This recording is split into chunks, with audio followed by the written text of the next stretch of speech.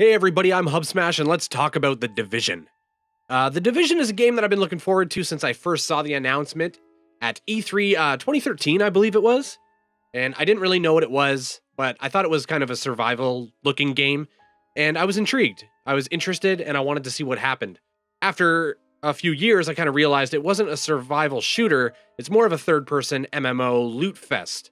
It's set in New York City, and it has that kind of survival theme to it, but that's not really the name of the game. It's not a survival game by any means. But let's talk about the beta. You start it up, and basically, you seem to skip the game's tutorial. So you're already level 4, and some stuff has happened, and your friend that you're with is injured.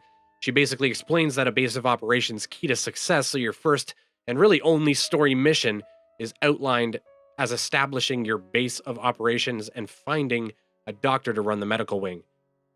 We could talk about the base of operations a bit as well. It has 3 wings: medical, security, and technology, I believe it was.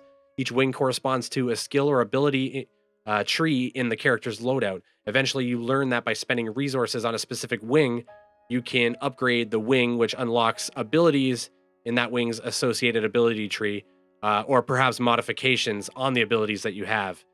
It changes the way they function.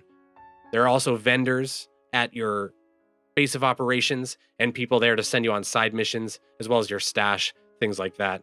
An example of one of the abilities is the first medical ability that you get. It allows you to mark targets in a 60-meter area of effect centered on the player. Players in your squad will receive benefits for attacking the marked targets. For example, higher crit chance, and you can modify that ability to show lootable objects, for example. Or if you're more of a PvP mindset and you want to go into the dark zone, you can actually use that ability to jam the sensors of other players while still marking them and improving your group's crit chance against them. So that's all well and good. The story seems to progress pretty well, and at least what we got to see was interesting to me. There was also an interesting side mission where you're looking for a lost person and interacting with this alternate reality sort of virtual system that uses echoes to kind of piece together a tale. And it was interesting, actually, and I didn't mind it. It was kind of like, it reminded me of maybe Batman or a little bit of The Witcher with the way you kind of look for clues and things like that. As you play, you're inevitably going to have enemies drop loot. You're going to check it out. It's going to be armor and weapons and clothing as well. Clothing appears to be just aesthetic at this time, and the weapons can be modded with various mods that you'll find, such as like an ACOG scope or a vertical hand grip. And these will change the way that your weapon looks, but they'll also apply. So, for example, the ACOG scope will actually allow you to use that scope when you're aiming. I do want to say that although I enjoyed upgrading my weapon and everything like that, I didn't necessarily find the upgrades extremely interesting. It was kind of like I would have an ACOG scope or a different ACOG scope. Both would apply the same scope to my weapon, but one had a little bit higher accuracy percent bonus to it or something like that, which is, I mean, it's good, it's okay, I like upgrading it, but it doesn't feel super interesting. Although I did really like the character screen. It had a lot of information in it. You can dig deep into your specific stat bonuses in pretty high detail. And that's something that you might see in a classic RPG kind of game, but it being here is really helpful. Performance-wise, I found that everything worked pretty well in the high preset. I did experience some frame drops, but really it ran at a pretty solid 50 to 60 FPS, even in the bigger Dark Zone firefights I got into. I'm running a GTX 970, which would probably be classified as an enthusiast card, but I'm imagining it would run pretty decently on the 960 or maybe the 760, 770s, that kind of card, or the Radeon counterparts. So it ran pretty well. The meat and potatoes of the beta was really in the Dark Zone, and it was a lot of fun. It was a sort of mixture between something like H1Z1 or DayZ, but it had elements of Destiny or other kind of PvP MMOs, where you kind of looting the other players. So gear obtained in the Dark Zone is contaminated, so you need to extract it via a helicopter at an extraction zone. The extraction takes about 90 seconds for the helicopter to arrive, and then it waits a bit for players to attach their contaminated loot to the rope, and then it gets carried off to your stash. It makes for some really tense situations, especially if you have some contaminated loot that you're kind of excited about, like you've got a new weapon or some kind of modification, and you want to get it out, but you have this uneasy kind of trust of the people around you. A lot of the time, you'll have people around you that are not hostile, and they could kind of go hostile or aggressive towards you at any time. There's proximity chat, so you can kind of talk to each other, feel each other out, yell at each other, and it just makes for some great situations. If somebody does decide to engage on another non-hostile agent, it triggers the aggressor to go rogue. And going rogue causes you to be more visible to your enemies for a set duration based on kind of how many people you've killed or how rogue you went. What ensues is a fairly fun game of manhunt. It's other agents have you as a target, and you'll receive rewards for taking down a rogue agent kind of thing.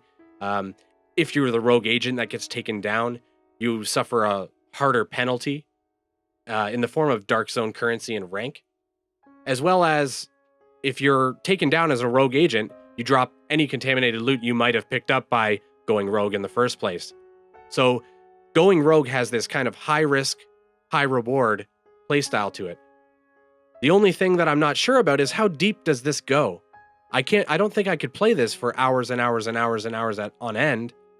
There needs to be a loop there that continuously excites me. In the beta, we ran around basically fighting NPCs and each other over and over and over again. But because we didn't see the entirety of the Dark Zone and there was a lot of NPCs that were taken out, roaming NPC mobs, things like that, we just can't really comment on whether or not the Dark Zone will have enough meat and potatoes to keep me interested over the long haul. I do want to say that ultimately I did enjoy the PvP. I put in about 6 hours of it and I did enjoy all of that immensely. I'm just not 100% sure that what was there is enough to maintain my interest for a long period of time. I could see me playing it for a month or so and then getting bored of it pretty quickly. Something I've heard people talk about is the discussion around bullet sponging by enemies. If you're unfamiliar with the idea, it's basically that an enemy can take loads and loads of bullets before it goes down. It kind of causes this rift in your mind between what is realistic, because everything else in this game thematically is pretty realistic, and then you shoot a guy in the face with an assault rifle and he doesn't die. Your brain kind of does a double take and says, what the hell? That doesn't make any sense. And clearly it doesn't make any sense. But from a gameplay perspective, you know, it's also not really supposed to make sense. It's kind of like an MMO. It's perfectly fine to fight monsters and aliens and things and shoot 1,000 rounds at them. But if you do it to a person, it just feels a little bit weird. Now, for me, this wasn't a huge issue. I think this will depend a lot on the person. I didn't have a major issue with this. I got over it within about 30 minutes, but I could see a lot of people having problems with that. You don't really realize what it feels like until you get in game and do it. But a game that kind of totes its realism all over the place, and then suddenly and very jarringly is unrealistic, it just feels a little odd. I will say, though, that I got over it after about 30 minutes, so initially, yes, it threw me off. Shooting a guy in the face should put him down, but it didn't, and that was okay after a while. So I got over it fairly quickly, but I do think that it is a bit of an issue, and some people will have problems with it. It'll come down to personal preference. It's super important for me to note as well that this is a closed beta, and it was tightly closed. It was extremely hard to get a sense of how good the game will be from this. There are multiple systems we had absolutely no access to, such as crafting, perks, talents.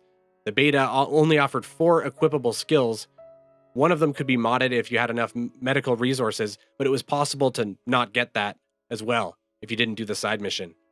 The beta seemed to almost filter you into the Dark Zone. This indicates to me that the primary testing goal of the beta was to identify server-related issues, tweak things like load balancing, instancing, matchmaking, and make sure that their server clusters are running up to snuff. The fact that we didn't get to see a lot of stuff kind of worries me, but at the same time, I do want to be optimistic. I want to hope that we didn't see things because they don't want us to be spoiled yet. They want us to experience these things as a whole in the game before we go into a beta and judge it with just having a slice of the pie. Ultimately, I really enjoyed the experience. I don't think it brings anything incredibly new to the shooter, looter genre kind of thing. I don't really know what the genre would be, but I just hope it executes it better than Destiny did the first time around. Thanks so much for watching. I hope you found this helpful. This type of content is fairly new to me, so let me know what you think in the comments below. Thanks again, and take care.